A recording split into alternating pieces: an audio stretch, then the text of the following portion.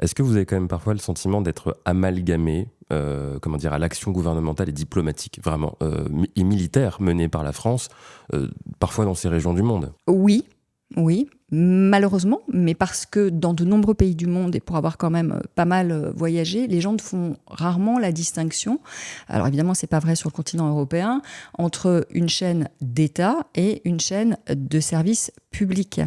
Donc on explique de long en large que nous ne sommes pas une chaîne d'État, que nous sommes une chaîne indépendante de service public, mais parfois il y a une incompréhension, où il y a l'idée qu'en fait on est la chaîne du ministère français des Affaires étrangères, ce qui n'est pas le cas. Par exemple, sur un sujet très simple, on prend le cas du Maroc. Nous, on suit la carte des Nations Unies, on suit l'ONU. On n'est pas une chaîne d'opinion, on n'a pas de parti pris, on est une chaîne impartiale, et donc on a décidé de s'aligner sur la carte des Nations Unies. La France a reconnu la souveraineté du Maroc sur le Sahara occidental.